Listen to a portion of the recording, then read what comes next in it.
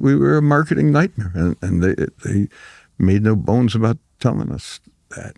At one point, they just couldn't figure out if we're white guys, it should be a rock and roll band, but this doesn't sound like rock and roll.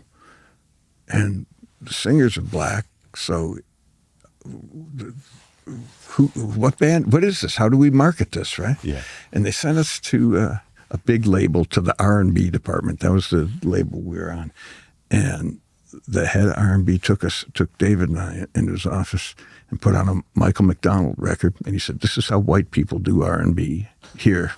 That was Warner Brothers, obviously. Out with it.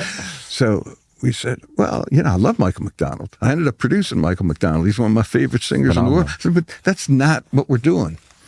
And I was relieved when someone else came into the office. It was right around the time Prince had just delivered his Controversy album to them. Phenomenal. And one of the promotion men came into this guy's office and said, "What are we supposed to do with this shit?" And I thought, okay, we're not alone here. There's something going on. And there was actually something going on in Detroit that fed the whole world. And we've talked about Electrifying Mojo before. Well, Electrifying Mojo changed not just musical tastes in Detroit, but impacted the whole world.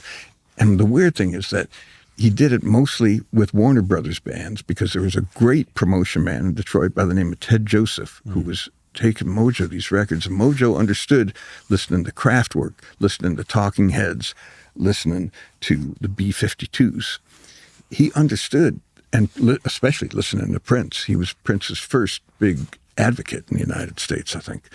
And he understood that this had broader appeal, that white kids and black kids would all like this, as well as the Gap Band. And he built this audience that no one had ever cultivated.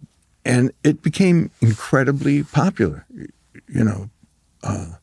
Africa Bambaataa, John Roby and Arthur Baker, they did Planet Rock, which is Kraftwerk with a rapping on top. Yeah. And that comes from Mojo playing it.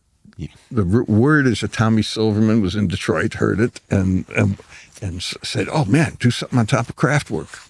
Really? Yeah. So, but he made that fashionable for black audiences. It made it cool to listen to that stuff, turn them on to it. Yeah.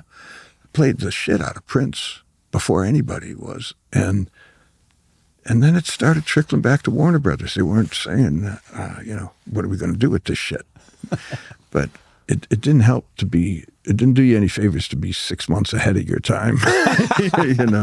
So we paid a price for it. They didn't know what to do with us. Yeah. We had some dance hits. And then the next label said, "Look, we don't know how to market this. Either fire the black singers, hire some white guys and be a rock and roll band, or you guys stay out of the band and let the singers carry it and be a soul band." And we said, "Well, that's not what we do, man. And I'm not going to, we're like a family, we're friends. I'm not going to fire these." So they put us on suspension. And I thought it was like baseball. Geffen? Yeah. Okay, sorry for mentioning that. They put us on suspension, and I thought, you do your 30 days and you come back and they'll put the record out. No, it's indefinite, man. We're on suspension for years. Is that what happened? Is that why there was no... Yeah. And now, later, I came to realize that what they were really saying was, get someone to buy out your contract. Don't make us look like schmucks, So, but it was a long, hard 2.5 years where we couldn't do anything. We couldn't play and we couldn't release a record. But that's how I became a producer.